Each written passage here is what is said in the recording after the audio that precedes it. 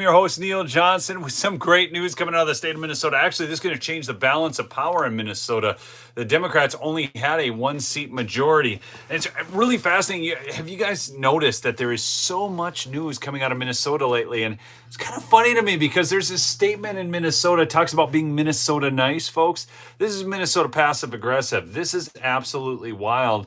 What you're seeing here is we've got Vance Bolter saying that Tim Walz said he needed to take out Amy Klobuchar for him.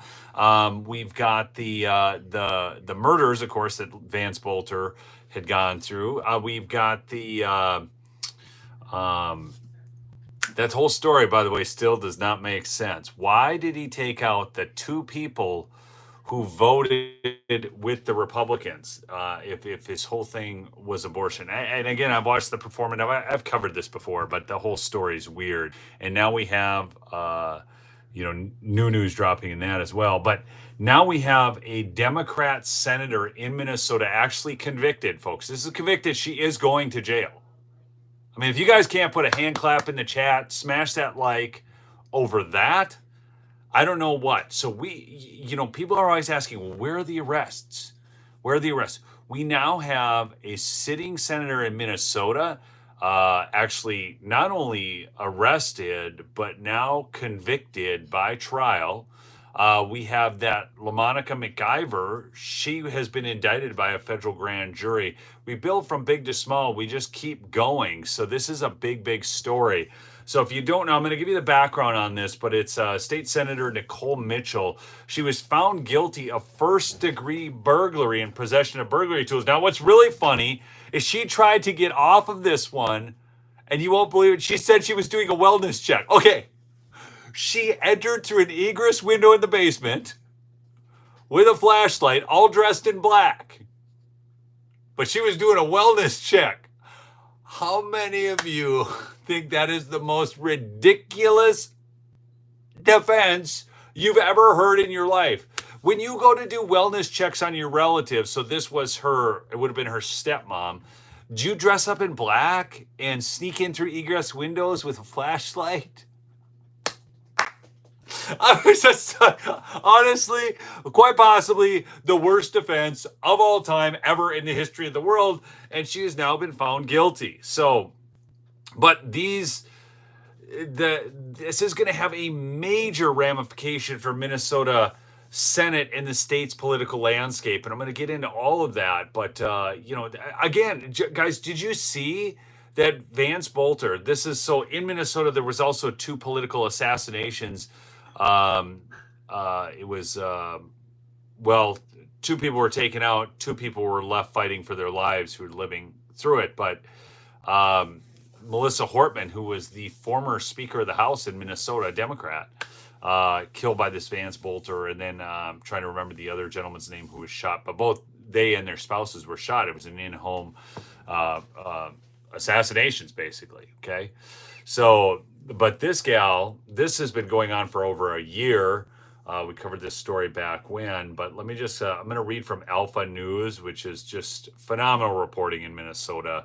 Liz Collins been on the show. She produced the documentary, The Fall of Minneapolis, about George Floyd. So if you haven't seen that, I really recommend it. But Senator Nicole Mitchell, DFL of Woodbury, was found guilty of first-degree burglary in a stunning conclusion to a legal saga that began more than a year ago. As we get into that too, please go check out my sponsor, Birch Gold. That's right. Birch Gold. Text Lumberjack to 989898 to get your free info kit on gold and silver. The administration's been doing a great job. You guys know I love the Trump administration. I love the work they're doing, sealing the border, tariffs, all of it. But, you're responsible for your own financial situation. So you're going to have to make your own decisions here, but I'm a big believer in it. You guys know. I mean, gold and silver. I love this stuff. It is. I have it for multiple reasons. One is that I see it as a way of storing value in times of peril, but also gold has been up 40% in the last year, and central banks are continuing this torrid pace of buying gold. They're doing it in record quantities. So Birch Gold makes this extremely easy to own the physical gold and silver. You can even convert an existing IRA or 401k into physical gold. So, on to this news. In April of 2024, Mitchell was arrested. So this is going back, let me say, it'd be over a year ago, April of 2024. Mitchell was arrested and charged with first-degree burglary after allegedly breaking into her stepmother's Detroit Lakes home with the intent to take items that once belonged to her late father. A second felony charge, possession of burglary or theft tools, was later added by prosecutors. If you don't know Detroit Lakes, Minnesota, it is in Otter Tail County, which coincidentally has more lakes than any other county in Minnesota. I think it's got over 4,000. It's a beautiful area. It's a lot of rolling farmland, very pretty. Lots of lakes. It's a great area. I do an art show there every year with my photography.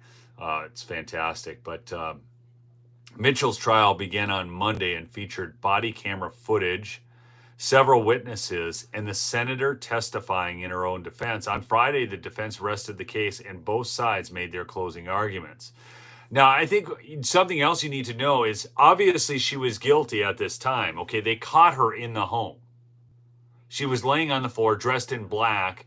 The stepmom, I believe, had almost tripped over her or something to that effect. We'll get, I'm sure those details will come up. But what you need to understand is that at that point, you would think she would be out of the Minnesota State Senate. But no, they voted on whether or not she should be removed from the Minnesota State Senate. She was voted, the vote was to keep her in there. And do you know who cast the deciding vote? This is trivia for you fine folks. Liberty Lion, good to see you on this morning. Michelle, good to see you on. Do you know who cast the deciding vote on whether or not she should stay in the Senate? Oh, that's right. Detroit Lakes is in Becker County. It's just beside Otter Tail County. I'm sorry. yes. Because then let me just check this here real quick. I'm just going to, what county, where's the county line? I want to know. It's so close. What county is Detroit Lakes, Minnesota in? If I can get a map, I think it is Becker County, but it's just outside of it though. Anyways, because Fergus Falls is Otter Tail County, I know, which is really close. And then Alexandria is in the other county. So yeah, it's just Otter Tail is one of the bigger counties. Anyways, you're right, Becker County. So apologize about that. I did misstate. But I'm so good at Minnesota geography. That's embarrassing to me. Thank you for correcting me. Very good. Very good. Anyways, so who cast the deciding auto pen? You guys are awesome. Tim Walls. No. She cast the deciding vote. Senator Mitchell cast the deciding vote on whether or not she should stay in the Senate. I'm not kidding. She cast the deciding vote. How many of you think that's right? Yes or no in the chat. Do you think it's right for her, the person found in the home, dressed in black, she cast the deciding vote on whether or not she should stay in the Senate? Now, here's what gets really bad about all this. And what I really want to get into, and the Republican Party of Minnesota put this out on X, and it was just a great reminder. But the state party chair said she was a pawn in their radical agenda and this nightmare now, following the felony conviction of Senator Nicole Mitchell for burglary and possession of burglary tools. He issued this statement. Nicole Mitchell has now been convicted of felony burglary, a crime she committed while dressed in black, sneaking into her stepmother's home with burglary tools. All to do a wellness check, folks. Again, I want you to remember the burglary tools, the dressed in black, sneaking in through the egress windows, all of it. It was all for a wellness check. Got to check up on my relatives. Oh, this verdict confirms what Minnesotans have known for over a year. Mitchell is unfit to serve. But what's worse is how the DFL leadership used her, not just to protect a one-seat majority. Again, this is why you need to understand this is so important. It's a one-seat majority. in the DFL led state senate in Minnesota. Okay. But forced through their radical agenda, Mitchell cast the deciding vote to protect herself. Okay. And in doing so, helped them ram through $10 billion in tax hikes, a historic $18 billion surplus squandered. Okay, I'm going to tell you something. If Tim Walz was for the people of Minnesota, I can tell you right now how he could have been the most popular governor ever in the history of Minnesota. I have the actual information. Y'all want to know what it is? Y'all want to know how he could have been the most popular governor? In fact, in spite of all the things he had done before and said before, I know how Tim Walz could have been the most popular governor in the state of Minnesota ever, of all time. Even with all of his bad stuff, even with his terrible COVID policies, he could have overcome all of it. Do you want to know how? Seriously, do you guys want to know? Because I have it. In fact, I'm thinking I need to help somebody run their campaign or run for governor myself on this one single idea. Okay? One idea. And it would have changed his legacy forever. Okay, good. Somebody wants to know. Dan, I will let you know. This is the campaign. There's one slogan. Fix the damn roads. Fix the damn roads. And I'm serious. No, it's not even deportations, folks. You don't understand what we're dealing with here in Minnesota. Michelle does, because she's from Minnesota. She lives down in, Duluth area in Minnesota. I am telling you, the roads in Minnesota suck. It's unreal how bad they are. Rainmaker knows too. Okay? You go drive the roads here. They get so bad. It's unreal. And I will tell you, if there's one thing that unites everybody in Minnesota, it's the roads. Michelle, Rainmaker, tell me if I'm wrong. Tell me if I'm wrong. No, see, Michelle. Yeah. Okay. If he would have taken the entire surplus and just spent it on fixing the roads, and if you ran a campaign in Minnesota and it was just, fix the roads, then when they ask you about transgender issues, say, that's an interesting topic of discussion, but that's not what I'm here to talk about today. My campaign is about fixing the roads. Okay, they talk to you, what about gun control? That's an interesting issue, but I just want you to know that what I'm concerned about is fixing the roads. If they would have run on that, they could have won. Okay? Anyways. But the $18 billion surplus was squandered because they needed to do gender-affirming surgeries. How do you affirm a gender, folks? How do you do that when this is the reality? You see that? How many of you like that shirt? Isn't that cool? Huh? The worst education outcomes in modern Minnesota history. Minnesota used to be top in the nation in education. Now we suck. Radical policies like boys competing in girls' sports. A system plagued by fraud and zero accountability. Folks, Minnesota makes the news all the time.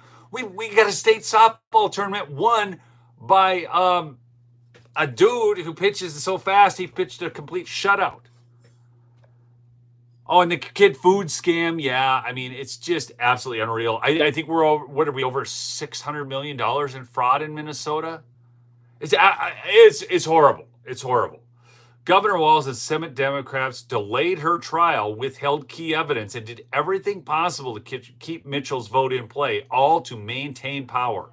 Woodbury deserves better. The people of Minnesota deserve better. If Senator Mitchell does not resign immediately, the DFL Senate must vote to expel her. This is a dark stain on the Minnesota Senate and a total betrayal of the public trust. It's time to end this nightmare and restore some basic integrity to government. No one is what, folks? Come on, help me with this. The Democrats told you this all the time. No one is blank the law. What? Fill in the blank for me. No one is blank the law. They've told us this constantly, time and time again. Mitchell needs to be out, which is going to just really upset the Democrats. Yeah, no one is above the law. That's right. Above the law. This is nuts. So during the trial, Becker County Attorney Brian McDonald argued that Mitchell's guilt was demonstrated by statements she made the morning she was arrested by police. These are some of the things she said the morning she was arrested by police. I've never done anything like this. There were just a couple of things of my dad's I wanted to come get. I'm clearly not good at this. I know I did something bad, and I just wanted to get a couple of my dad's mementos. Additionally, the prosecution highlighted how Mitchell entered the house through an egress window under the cover of darkness, dressed in black clothing, had a flashlight with a sock covering it. I didn't even realize a sock covering the flashlight, and went to great efforts to be noticed. McDonald argued that Mitchell was in the home with the intent to steal items. He told jurors to trust your eyes and ears. Do not get distracted. Use your common sense and good judgment. The prosecutor warned the jury that Mitchell's testimony was carefully crafted to protect the one person that she cares the most about in this case, herself. While Mitchell and her attorneys admitted that the senator trespassed at her stepmother's home, the defense said the fact was immaterial to the case because Mitchell was charged with burglary, not trespassing. What an argument. Okay, so she's in there to burglarize, but the trespassing doesn't matter. I think that they probably should have charged her with that too. I mean, come on. Where are these prosecuting attorneys? I mean, they threw the book at Trump and, but come on, get her for trespassing too. A burglary conviction requires the state to prove someone broke into a building with the intent to commit a crime. Okay, folks, let me just, again, if you have burglary tools, you enter through an egress window. When it's dark, you dress yourself in black clothing. You have a flashlight with a sock covering on it. Are you possibly attempting a burglary? Yes or no? I mean, are you guys able to convict this gal on this and her testimony? Yeah, and she got convicted, okay? It's unbelievable, the defense, though. Defense attorney Bruce Ringstrom Jr. said the senator was not in the home to steal items that belonged to her father. Wait. This is so funny because I just wanted to get a couple of my dad's mementos. There were just a couple things of my dad's I wanted to come and get.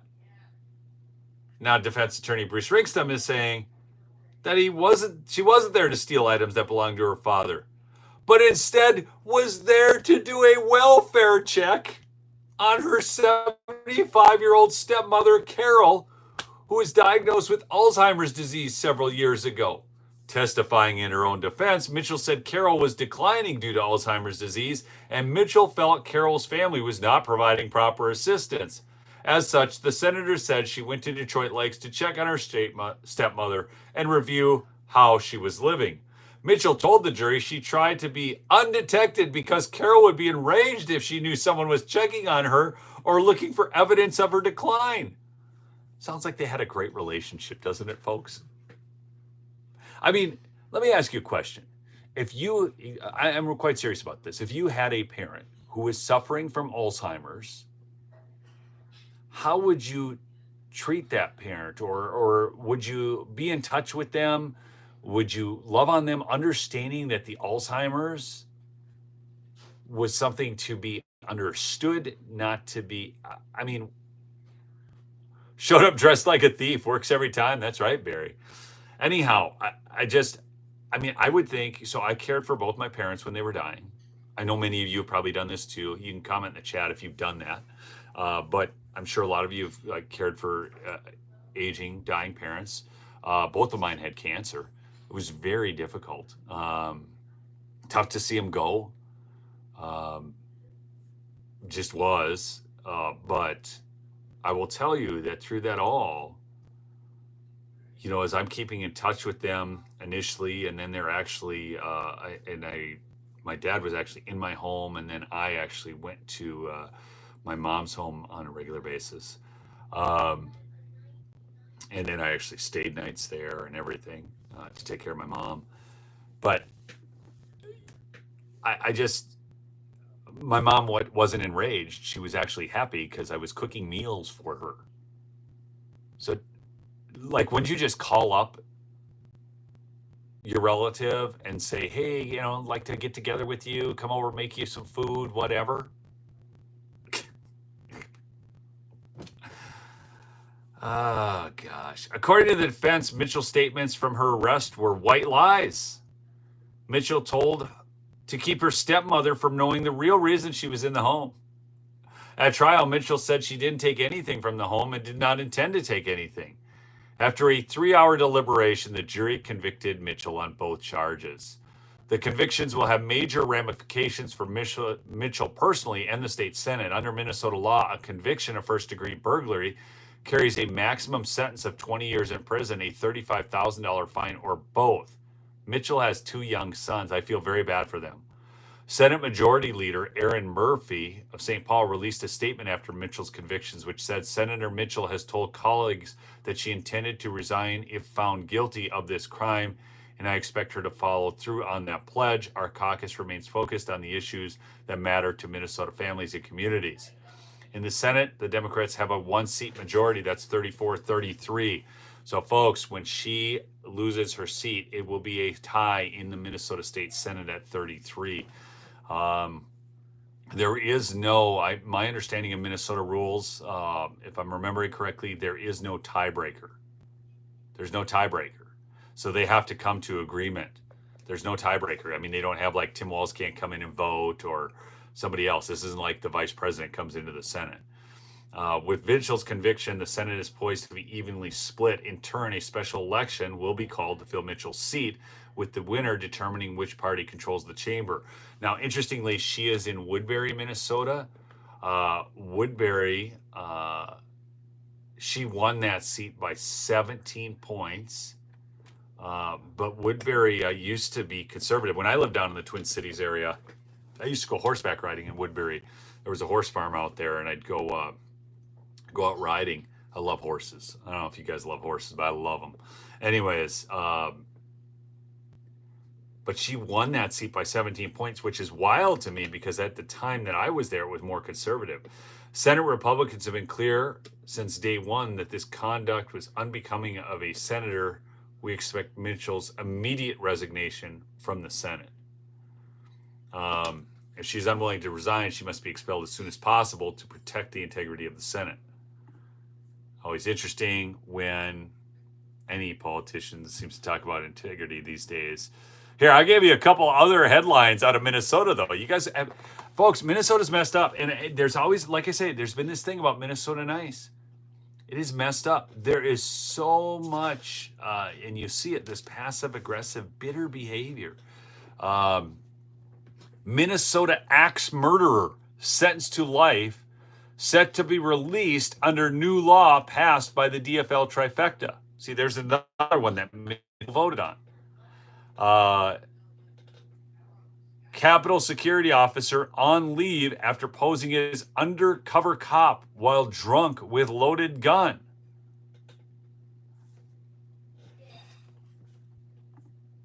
Let's read about this axe murderer real quick. Well, here, I want to just cover it. Just really quickly.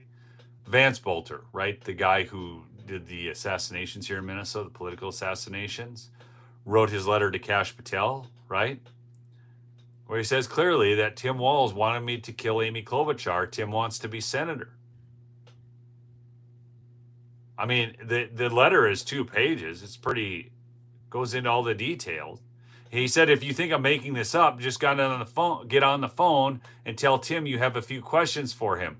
Then ask Tim Walz if he knows me and see what he says.